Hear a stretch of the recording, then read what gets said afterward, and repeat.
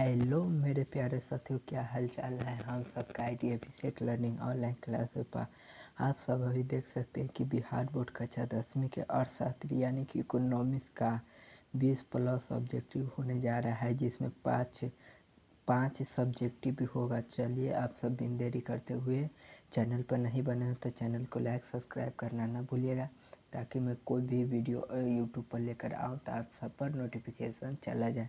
चलिए हम बिन देरी करते हुए हम अपने टॉपिक या प्रश्न की ओर चल रहे हैं। आज का आप सबों के बीच पहला प्रश्न रहा, तो चलिए आप सब बताइए करेक्ट आंसर। अर्थशास्त्र का मुख्य विषय क्या है? अर्थशास्त्र का मुख्य विषय क्या है? ऑप्शन है आप सबों के बीच राजनीति, संसाधन का उपयोग, इतिहास, भूगोल। तो आप सब बताइए कि अर्थशास्त्र का मुख्य विषय क्या है। आप सब के बीच ऑप्शन हो चुका है। आप सब बताइए कि इसका करेक्ट आंसर क्या होगा। तब पहले नंबर का करेक्ट आंसर यानी कि बी नंबर होगा, यानी कि संसाधनों का उपयोग होता है अर्थशास्त्र का मुख्य विषय। चलिए हम बिन देरी करते हुए हम अपने दूसरे प्रश्न की ओर चल रहे हैं। आज का दूसरा प्रश्न रहा, राष्ट्रीय आय का प्रमुख मापदंड क्या है? राष्ट्रीय आय होता है ना, उसका मुख्य मापदंड क्या है? ऑप्शन है आप सबों के बीच जीडीपी, सीपीआई, डब्ल्यूपीआई, एचडीआई। तो आप सब बताइए कि इसका करेक्ट आंसर क्या होगा। आप सबों के बीच इसका करेक्ट आंसर हो जाएगा, यानी कि ए नंबर ऑप्शन जीडीपी से राष्ट्रीय आय का प्रमुख मापदंड है। चलिए हम तीसरे प्रश्न की ओर चल रहे हैं। तीसरा प्रश्न है आप सबों के बीच भारत में योजना आयोग का स्थान किसने लिया? भारत में योजना आयोग का स्थान किसने लिया? ऑप्शन है आप सबों के बीच आरबीआई, एसबीआई, नीति आयोग, एनबीआरडी, नाबार्ड लिया। तो आप सब बताइए कि इसका करेक्ट आंसर क्या होगा। तो आप सबों के बीच इसका करेक्ट आंसर हो जाएगा, यानी कि तीसरे प्रश्न का सी नंबर ऑप्शन करेक्ट हो जाएगा। नीति आयोग लिया भारत का योजना आयोग का स्थान। चलिए हम चौथे प्रश्न की ओर चल रहे हैं आप सबों के बीच। चौथा प्रश्न है आप सबों के बीच, मुद्रा का मुख्य कार्य क्या है?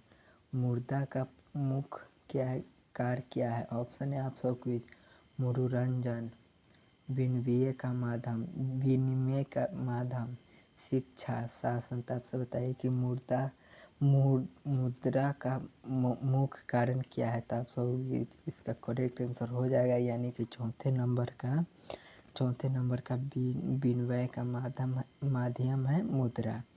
चलिए हम अपने पंचमे प्रश्न की ओर चल रहे हैं।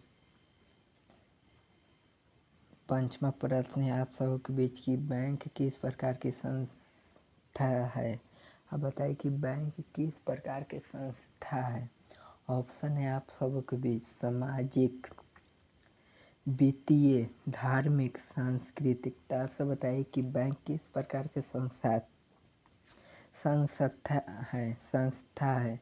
तो आप सब कुछ पंचमी नंबर का करेक्ट आंसर कमेंट में आ चुका है। इसका करेक्ट आंसर हो जाएगा, यानी कि बी नंबर वित्तीय हो जाएगा। चलिए हम बिन देरी करते हुए हम छठे प्रश्न की ओर चल रहे हैं।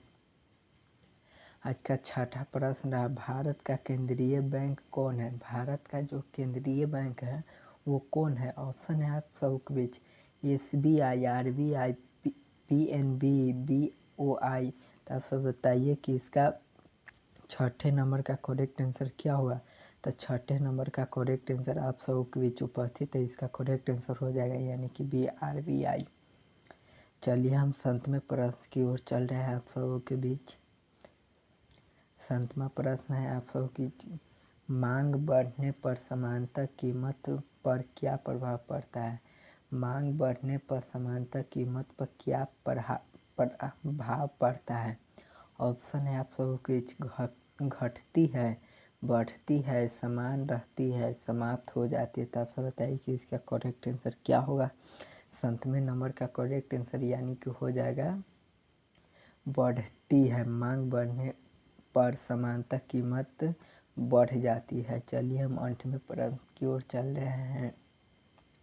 8वां प्रश्न है आप सबों के बीच, पूंजी का उदाहरण कौन सा है? पूंजी का उदाहरण है वो कौन कौन सा है?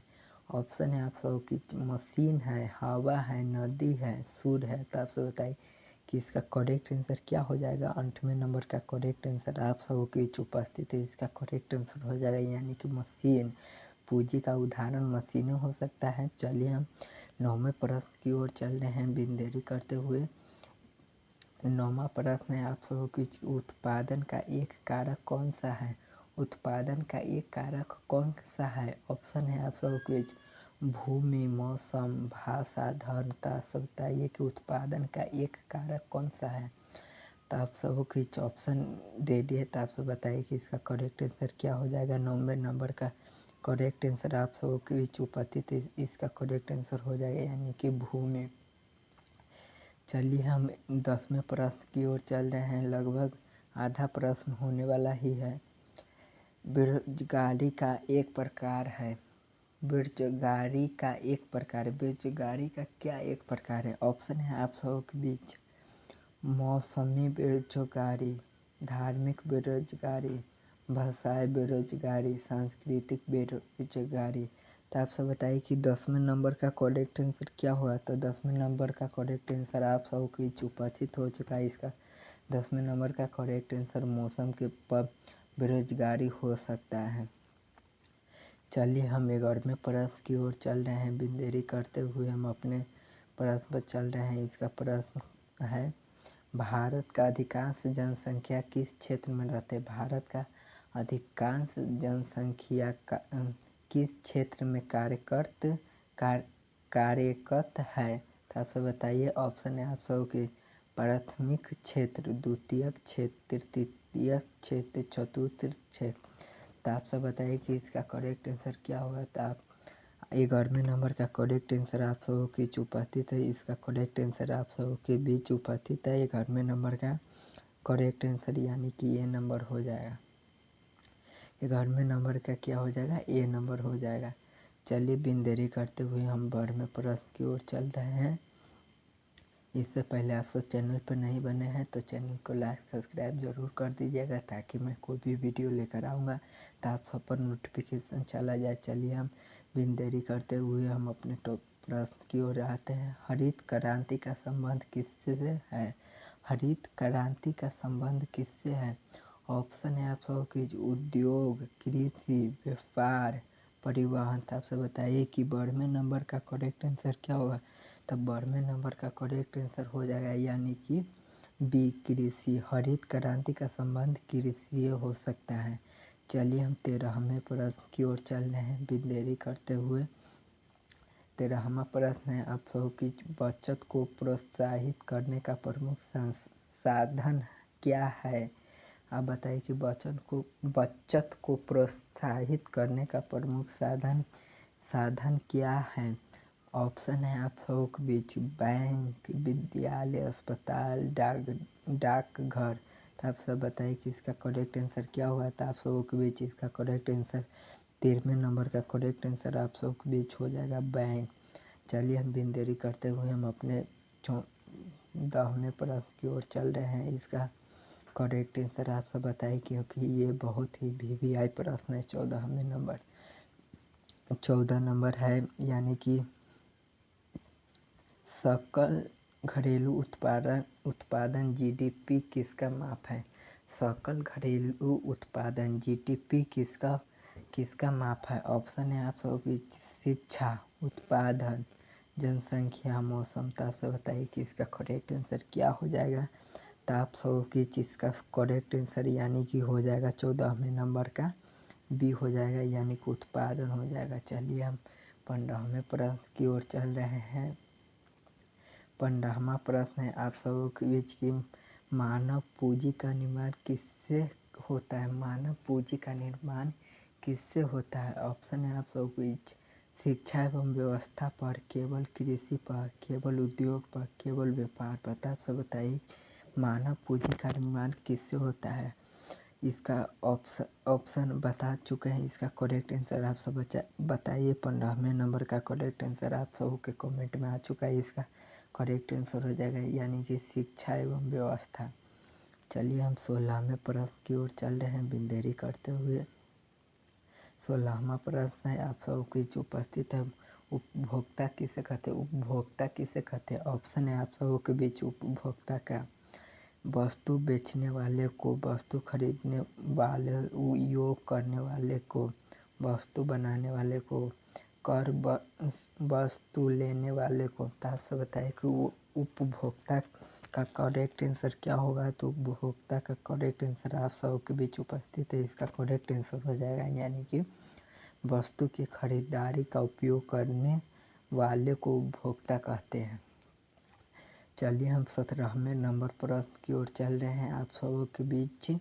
17वें नंबर प्रश्न है आर्थिक विकास का प्रमुख संकेत क्या है? आर्थिक विकास का प्रमुख संकेत क्या है? ऑप्शन है आप सब की आय में वृद्धि, वर्षा, जनसंख्या में कमी, चुनाव। तो आप सब बताइए कि इसका करेक्ट आंसर क्या होगा?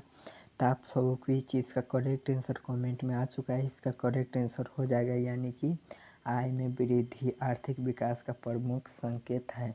चलिए हम 18वें प्रश्न की ओर चल रहे हैं। 18वां प्रश्न है सहकारी संस्था का उद्देश्य क्या है? सहकारी संस्था का उद्देश्य क्या है? ऑप्शन है आप सबको केवल लाभ कमाना, सदस्यों का आर्थिक हित, राजनीति करना, कर वसूलना। तो आप सब बताइए 18 नंबर का प्रश्न का करेक्ट आंसर क्या होगा? तो इसका करेक्ट आंसर हो जाएगा यानी कि इसका करेक्ट आंसर हो जाएगा यानी कि बी नंबर आंसर करेक्ट हो जाएगा, सदस्यों का आर्थिक हित के लिए। चलिए हम 19वें प्रश्न की ओर चल रहे हैं। बिन देरी करते हुए थोड़ा गाला फंस रहा है, इसके लिए मैं माफ़ी चाहता हूँ।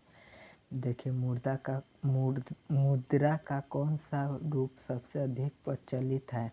मुद्रा होता है उसका कौन सा रूप सबसे प्रचलित है? ऑप्शन है आप सबकी वस्तु मुद्रा, कागजी मुद्रा, धातु मुद्रा, चमड़े का मुद्रा। तो आप सब बताइए कि 19वें नंबर का करेक्ट आंसर क्या हुआ? तो आप सबको कि मैं बता दूँ कि 19वें नंबर का करेक्ट आंसर हो जाएगा यानी कि कागजी मुद्रा हो जाएगा सबसे अधिक प्रचलित। चलिए हम 20वें प्रश्न की ओर चल रहे हैं बिन देरी करते हुए। ये लास्ट क्वेश्चन है, ऑब्जेक्टिव का सब्जेक्टिव भी होगा, तो आप सब बने रहिएगा लास्ट तक। बैंक में जमा धन पर मिलने वाली राशि को क्या कहते हैं? बैंक में जो रुपया जमा करते या कुछ जमा करते उसको मिलने वाला लाभ राशि को क्या कहते हैं? ऑप्शन है आप सब कर, ब्याज, किराया, लाभांश। तो आप सब बताइए कि 20वां नंबर का करेक्ट आंसर क्या होगा? तो 20वां नंबर का करेक्ट आंसर आप सबों के बीच हो जाएगा यानी कि ब्याज होगा। ये तो सब जान रहे हैं। तो चलिए हम सब्जेक्टिव प्रश्न की ओर बढ़ रहे हैं। इससे पहले आप सब चैनल पर नहीं बने तो चैनल को लाइक सब्सक्राइब करना ना भूलिएगा। चलिए आप सबों के बीच सब्जेक्टिव क्वेश्चन आ चुका है। चलिए हम इसको पढ़ लेते हैं। अर्थशास्त्र क्या है, इसकी परिभाषा दीजिए। अर्थशास्त्र क्या है, इसकी परिभाषा दीजिए। तो आप सब बताइए। देखिए हम बता रहे हैं अर्थशास्त्र वह सामाजिक विज्ञान है जो मनुष्य के असीमित आवश्यकताओं को सीमित संसाधनों के बीच उचित चयन का अध्ययन करता है। यह बताता है कि उपलब्ध संसाधनों का उपयोग कैसे किया जाए ताकि अधिकतम संतुष्टि प्राप्त हो सके। चलिए आप सब बताइए कि ये समझ में आया। आशा मैं कर रहा हूँ कि आप सबको ये समझ में आ चुका होगा। आप सबों को चलिए हम दूसरे प्रश्न की ओर चल रहे हैं आप सबों के बीच। दूसरा प्रश्न है आज का सब्जेक्टिव मुद्रा क्या है, इसके प्रमुख कार्य का वर्णन करें। मुद्रा क्या है, इसके प्रमुख कार्य का वर्णन करें। तो आप सब देखिए मुद्रा वह वस्तु है जिसे वस्तु एवं सेवाओं का क्रय विक्रय समान रूप से स्वीकार किया जाता है। मुद्रा वह वस्तु है जिसे वस्तु एवं सेवाओं के क्रय विक्रय समांतर रूप से स्वीकार किया जाता है। इसका प्रमुख कार्य विनिमय का माध्यम, मूल्य का माध्यम, मूल्य का संचयन, भविष्य का भुगतानों का मानक, वस्तुओं को लेन देन का सरल बनाना। चलिए हम तीसरे प्रश्न की ओर चल रहे हैं बिन देरी करते हुए, क्योंकि राष्ट्रीय आय जीडीपी का क्या है। राष्ट्रीय आय जीडीपी क्या है, इसका महत्व लिखिए। तो आप सब बताइए कि राष्ट्रीय जीडीपी क्या है, इसका महत्व लिखिए। तो ये राष्ट्रीय जीडीपी क्या है, हम बताते हैं। राष्ट्रीय आय जीडीपी किसी देश के एक निश्चित अवधि, आमतौर के वर्ष और उत्पादित सभी अंतिमों वस्तुओं एवं सेवाओं के कुल मूल्य को कहते हैं। आप सब समझ गए होंगे, मैं आशा कर रहा हूँ। चलिए हम महत्व को बता देते हैं। देश के आर्थिक पता चलता है, विकास का योजनाएं बनाने में सहायक मिलती है, प्रति व्यक्ति के आय ज्ञात होती है, विविध देशों के अर्थव्यवस्था की तुलना की जाती है। तो आप सब समझ गए होंगे, मैं आशा कर रहा हूँ। चलिए हम चौथे प्रश्न की ओर चल रहे हैं। चौथा प्रश्न है, यानी कि बेरोजगारी क्या है, इसके प्रमुख प्रकार लिखिए। बेरोजगारी क्या है, इसका प्रमुख कार्य लिखिए। ये इम्पोर्टेंट क्वेश्चन लग रहा है, इसीलिए आप सब इसको याद कर लीजिए या उतार लीजिए। बेरोजगारी क्या है, इसके प्रमुख कारण लिखिए। जब कोई व्यक्ति काम करने का योग्य अक्षुक होने का बावजूद काम नहीं कर पाता है, उसे बेरोजगारी कहते हैं। प्रमुख कारण है मौसमी बेरोजगारी, प्रच्छन्न बेरोजगारी, शिक्षित बेरोजगारी, खुली बेरोजगारी, समाधान बेरोजगारी, अवसर पैदा का उद्योग विकास, स्वरोजगार बढ़ाना देना तथा कौशल विकास पर बल देना। ये सब हो गया होगा। चलिए आप सब समझ गए होंगे। चलिए हम पंचवें प्रश्न की ओर चल रहे हैं। आप सबों के बीच पंचवा प्रश्न है कि कृषि उद्योग सेवा क्षेत्र में महत्व बताइए। कृषि उद्योग और सेवा क्षेत्र में महत्व बताइए। तो इसका कृषि उद्योग सेवा क्षेत्र में महत्व बताइए। तो आप सबों की भारतीय अर्थव्यवस्था 3 प्रमुख क्षेत्रों पर आधारित है। कृषि क्षेत्र खाद्य एवं कच्चा माल उत्पादन करता है तथा बड़ी आबादी में रोजगार देता है। उद्योग क्षेत्र वस्तुओं का उत्पादन करता है, रोजगार बढ़ाता है, आर्थिक विकास में गति देता है। सेवाओं क्षेत्र शिक्षा एवं बैंकिंग, परिवहन, संचार आदि सेवाओं को प्रदान करता है। आधुनिक अर्थव्यवस्था को सबको तेजी में बढ़ाता है। हम आशा करते हैं कि आज का क्लास आप सबों को बहुत अच्छा लगा होगा। चलिए हम मिलते हैं अगले वीडियो के साथ। तो मैं फिर से बोलना चाहता हूँ कि आप सब चैनल पर नहीं बने हैं तो चैनल को लाइक सब्सक्राइब करना ना भूलिएगा, ताकि मैं कोई भी वीडियो लेकर आऊँ तो आप सबों पर नोटिफिकेशन गिर सके। चलिए जब तक के लिए